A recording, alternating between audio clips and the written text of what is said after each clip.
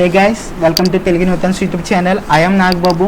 So in this session, I will discuss, will do a hands-on session on machine learning project, that is payment fraud detection using logistic regression model. For that, do starting our project, first of all you want to import libraries, right? So for doing this payment fraud detection project, what libraries you want required? So I will give you a brief explanation about that. First of all, you want to import our libraries into our program, right? So that is importing numpy as np. So we are using numerical Python for doing operations, mathematical operation, and import pandas as pd, because you are doing operations on a data frame csv file, right? For that you want to use pandas, and you are using seaborn and matplotlib for plotting the graphs. And for our data, you want to test our data, means first you want to evaluate our data. For that you want to split our data into train test, right? So for that, from sklearn.model selection, I am importing train test dot split. So this will divide our data set into train and test data sets. And in our data set there are some noises there are some variations like in mean and standard deviation. For to normalize that, you are using standard scalar. Okay, for that I am importing sklearn.preprocessing import standard scalar. And so at last you are giving a classification report, right? For that you want to give classification report. For that you are importing library sklearn.matrix import classification report, accuracy score, confusion matrix. This will give the precision, recall, f1 score. So give a report of our result. Next, sklearn.linear model import logistic regression. So here I am using the logistic regression to make predictions. Basically, guys, you may know why use logistic regression. In which case you are using logistic regression. So in which case you are using logistic regression means, I will show you one pic. See this case, why use in which cases we are using logistic regression means, read this. Logistic regression is a statistical method used for binary classification problems where the target variable is binary 0 or 1, in which it is a type of generalized linear regression model. It is used as a logistic function to model the probability of the target variable. So logistic regression is a statistical model for used for a binary classification problem. So in this payment fraud detection, I am taking a target variable in binary values, zeros and ones. Okay, so 1 represents the fraud, 0 represents the non-fraud. So these are in the binary form, right? So in this binary form of target variable data, I am using logistic regression to make predictions. So first of all, you want to import the data set, right? So I am using df is equal to pd.read csv. So in the parentheses I am mentioning the file name. I downloaded this csv file from kaggle.datasets website, and I am using df.head to retrieve the first 5 rows from our data frame. And so first of all, in our data frame you want to check is there any null values are there. To handle that null values, first of all I want to check is there any null value. So for that I am checking each and every feature, is there any null value, and sum up all that null values. So I am checking that there are total 6 features are there. There is no null values. This shows 0 0, account is 0. In each feature there is no null values, it giving zeros. So for that, what is the code for that? To checking the null values, df.isNull.sum to sum of the all null values in each feature. And next thing is, so you are using when you are doing payments, you are using different apps, or you are using credit cards, right? You are using different apps like PayPal, PhonePe, Google Pay. To know that here in our data set there are 3 types of payments methods are used. So to count how many members are for each method, which members are allowed to each method. So how many members are did in each method. For that, to count the how many, if 10 persons are doing PhonePe, okay, you are knowing 10% are doing PhonePe, 20% are doing Google Pay. How that calculate? So for that we are using a value counts method. So in this payment method, df.payment method dot value counts. So first line is df, okay, df means our data frame. In our data frame payment method feature, you are using value counts. It basically what is done means, in payment method series, in payment method feature column, you have PayPal, stored credit card, right? You are using three types of payment methods. For each data method, it will count how many are used in each data, in each payment method, how many are used. So next line is plt dot figure size is equal to 5,5. So it will basically gives a plotting in figure size of 5,5. And SNS dot, you know basically, SNS is Seaborn dot bar plot. You are plotting the bar graphs here. So I am passing the payment dot index, that means it passing the payment method names, that is PayPal, stored credit card, and payment method means it gives the value counts range. In y in place of y, you are passing payment method. So in the y axis it gives the ranges of value counts. In x axis it gives payment dot index, and it gives the features payment method names. So plot dot y label count. So I am giving the y axis label has count. So after that you are getting this plot. So this will look like. So if you observe this, customers are more using credit card, right? So and next place is PayPal, and the very least is stored credit card. Okay. So next one. So in our data set, the target variable is label. So see this target variable is label. In the label, 0 means it represents non-fraud, 1 means it represents fraud. Okay. So you are counting the how many labels are there for each zeros and ones. So you are counting df dot label dot value counts the number of zeros and ones here. So how many zeros? That means 0 represents non-fraud. How many non-frauds are there? 38,661. And how many frauds are there? 560 items are there. So now you are converting each payment method into label. That means you are giving payment method to each payment method to give a number. You are giving a number to each payment method. For that you are enumerating the our data frame feature payment method by using dictionary. So converting payment method into payment method column into label encoding. How you are doing this, guys? First of all, I am taking the payment label is equal to, I am taking a dictionary v is to k pay for k comma e b in enumerate of d dot payment method dot include.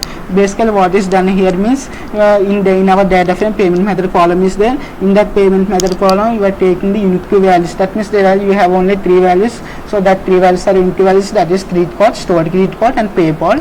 And for that 3 labels you are giving numbers by using enumerate function. So you are checking now. So I am printing the print of payment label. I am checking the for each payment method what label system we gave. So see this, guys, for PayPal it represents 0, for stored credit it represents 1, and for credit card it gives 2. So you are giving your label encoding to payment method column. And next thing is you are mapping that payment label to payment method. So in a previous data frame you have names PayPal, stored credit card. You want to replace these names PayPal, stored credit card. You want to replace these names to numbers. So that's why I am mapping this label encoding to payment method column. So after that, when I print data frame dot head in payment method, you got zeros 1 2. That means you are converted to labels, payment method labels to numbers. Okay. And next thing, you are plotting the correlation between our features. So what is the correlation between each feature by using heat map. Okay.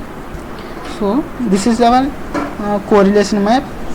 So very warm colors like red, yellow represents the high correlation, and blue, green represents the low correlation.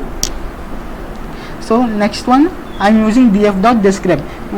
It will give us the statistical methods like count, mean, standard deviation, minimum, quartile ranges, and maximum.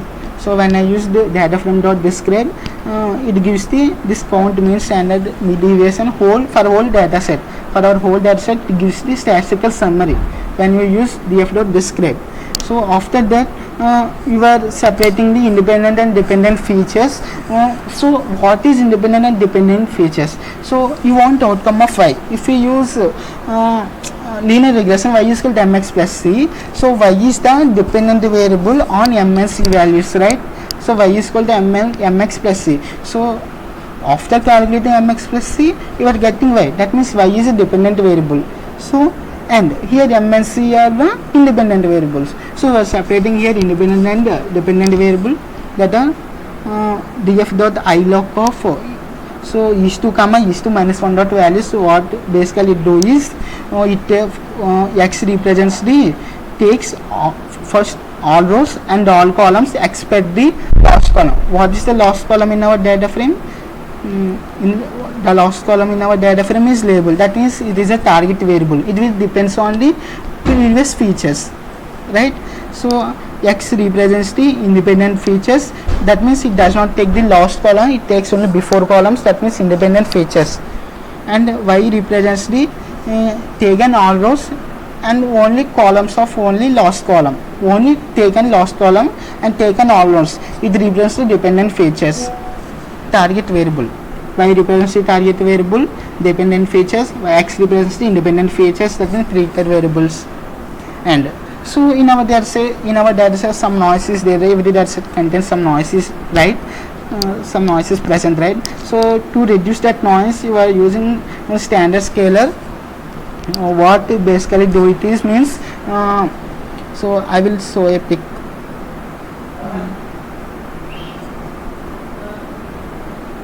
So series gate standard scaler is used to standardize the data by removing the mean and scaling the data to unit variance. What is do? Standard scaler is removing mean and variations in variance. So it reduces to variance to unit, right? So it transforms the data to have a mean of 0 and standard deviation of 1. So when you are using standard scaler, it reduces our data mean to 0 and it gives standard variance, standard deviation gives to 1. Okay, so you are applying standard scaler on independent features. X represents the independent features, right? So we are applying standard scaling on independent features. So by using fit transform method. After that, you are splitting our independent based on our independent and dependent features data sets. You are splitting our data set into train set and test set using train test split method. I am taking here test set at 25% and random set is equal to 42. That means it gives the execution in the same manner when I using random set is equal to 42. And you are checking how many samples are there in X train, X test, Y train, Y test. So this is how you can see. And after that, basically you are going to logistic regression. For that you are storing the logistic regression method in LG variable and you are applying logistic regression on training data only. So when you want to predict, so first you want to apply our logistic regression algorithm on training data only. For that I am taking only X train and Y train. So LG dot fit X train and Y train. And after I will predicting from the X test. From test data I am predicting. Independent test data I am predicting. So after that I am calculate the accuracy score from Y test and predictions and classification report from Y test and predictions, and I am plotting the confusion matrix. Okay, so this is so you know precision recall F1 score. What this mean? So I will show a pic. For better understanding, I am already make a pics for you. So to analyze the confusion matrix, what matrix you would see? Accuracy, the proportion of correct predictions out of all predictions.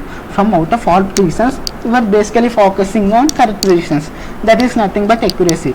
And what this precision means? The proportion of true positive out of all positive predictions. Out of all positive predictions, you are basically focused on only true positives. Okay, and recall the proposition of true positive out of all actual positive. Out of all actual positives, you are basically focused on true positives. F1 score is a harmonic mean of decision and recall. Okay, these are the basic fundamentals of to analyze the confusion matrix, right? So this is how you analyze the confusion matrix. So I get precision 0.99. That means I get model have very perfect after doing logistic regression. It is approximately 100%, right? 0.99 means so. 0 represents the non-fraud. So it gives the 9,664 samples, and 142 represents the fraud detection, that are 142 samples are there in fraud detection. This is how you analyze classification report, precision and recall F1 score, and this is our confusion matrix. Okay, so what we completion of this project is, so how you implement the machine learning project on payment fraud detection.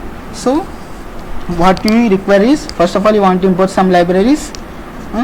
Next one, you want to take a data set performing first want to check the null is there in null values, and you want to count the payment method where you want to check the payment methods, and you want to, if you have to do any label encoding you want to do, and you are checking the correlation between them to check the any errors, and you are using summary statistics dot describe method, and you are separating the independent and dependent features, and you are dividing our data set into train and test data, and you are applying log segregation on training data set, and finally you are you are calculating the accuracy score and classification report. So this gives the how many fraud detections are there in our data set. This is how you are finding fraud detections using machine learning. Thank you guys. So by this I am ending this section. Please share this video to all your friends. So thank you for seeing this video. Thank you very much.